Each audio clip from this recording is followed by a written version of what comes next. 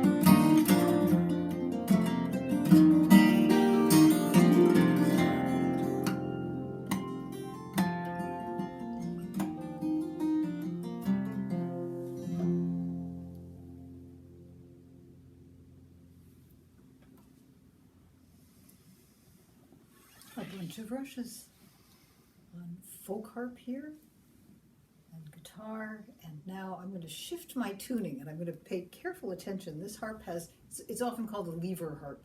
I have little shifts here to raise or lower the pitch of the strings. And I am about to do something that I think is the right thing to do. It can be very complicated doing this stuff.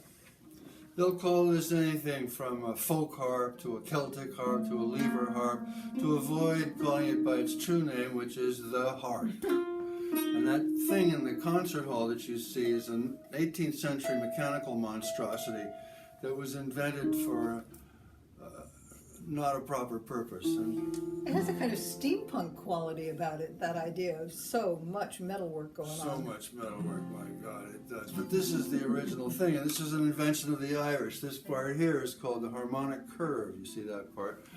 But basically the triangular idea was the Irish who invented it, and they used the harp as a weapon of war. it would hold one up in the wind and it would shriek louder than bagpipes, frighten the enemies away, and all of that stuff. So yeah, that's a real harp. It ain't no folk harp, no quotation marks around it. Not quite tuned yet. Now, there is a joke, most of those banjo jokes that you're so fond of started out as viola jokes because the orchestra is not a college of colleagues, it is a snake pit of rivals. And so the butt of the orchestra's jokes is the viola, unless there's a harpist, in which case she'll be the butt. And the joke goes, the harpist spends half of her time tuning and the other half playing out of tune. I suppose they say that about the viola players too, but when the harpist is around, they say it about the harp.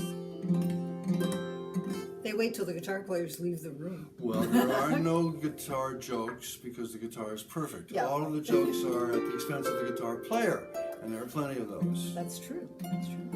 Meanwhile, we do love what we're doing, and we love these instruments. And here's a song about another passion, this whole idea of loving what's in the world for us and what we can find for ourselves. Walter Donald Kring? Dr. Kring. Right. Was a Unitarian minister and also a potter of great renown. And Kring Red is named after him. that's it, yeah, in particular. Kring Red. And this is a true story. He went off in search of the secret of the beautiful Celadon green, that lovely finish on some of the ancient Chinese pottery. And he told this story on himself, and I put it into this song. It's called the Celadon Song.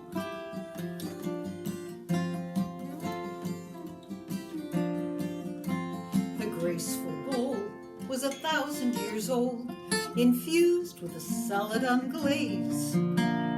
Pale green secret of the ancient Chinese, lost to methods of modern day. A child chanced upon it in a massive museum of art. He gazed, enraptured, and thoughtfully captured the color and shape in his heart. He grew to become a potter, fired by the beauty he'd seen. He was determined to recreate the pale and elusive green. He conjured with clay and chemicals, alchemy of earth and fire, sought the wisdom of masters, apprenticed by his desire. The Celadon glaze eluded him still, slips and fills filled his day as he lived and worked and studied with others who shared the language of clay. He journeyed ever farther from home in a world where wonders abound. Years yielded to decades, the wheel turned steadily round.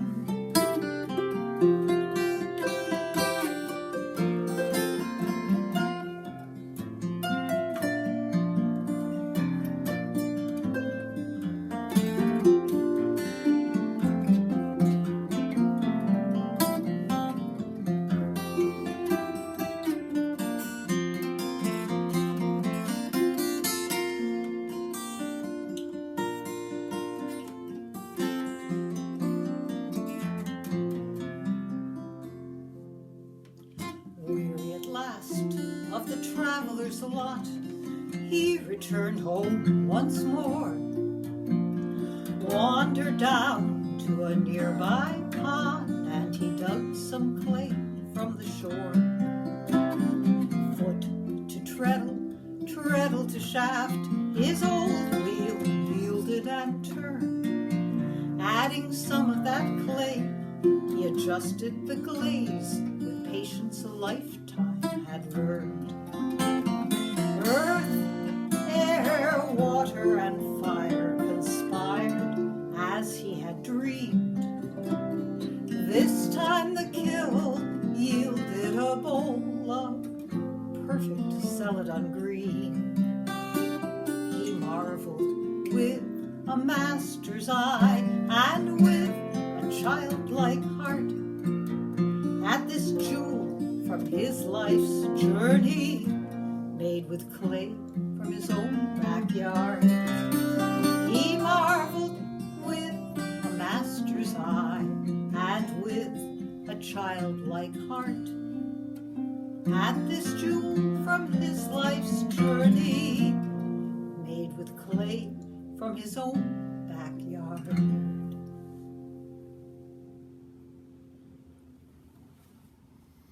As I recall, at the time Walter wrote an article for a journal, a potter's journal, about this particular glaze and what it felt like to have traveled the world and find what he needed in his own backyard.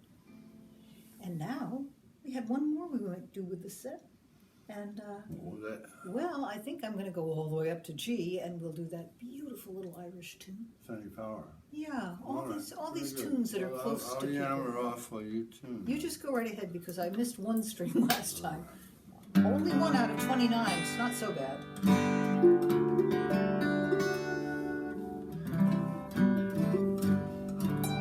Keys are like voices, I feel. I think that particular pieces of music. Well, there was a great Irish harper of the 17th and 18th century, Turlough O'Carolan. We think he was great. He wrote a lot of stuff. None of it was particularly Irish, though. And he did that on purpose, because in his time it was kind of against the law to be Irish in any significant way. And in fact, some names were actually prescribed. And so he was doing what most serious composers of the 17th and 18th century were doing, which was basically trying to write Italian music. That's why musical notation is all in Italian, you see, because people like Bach and Buxtehude and all them guys thought they were writing Italian music. There's a good name to say, Buxtehude. Yeah, I love that. It's got all them umlauts in it. So anyhow, O'Carolan was writing these, what he thought was Italian music, but of course, being as Irish as the day is long, it's quintessentially Irish. But the interesting thing is, all of the other harpists of his generation were hanged by the English for being too Irish. So he was careful not to do that. Good thought. And beautiful music. Much of it was traditional in his time, and he was... But he had a way, being blind from smallpox, he was an itinerant harper, and he made his living by moving into your house and living there till you couldn't stand it anymore. And then he'd write you a tune if he liked you well enough. And this is one, and he obviously liked her a lot. This is called Planxty Fanny Poer. I usually start this, though. Go for it.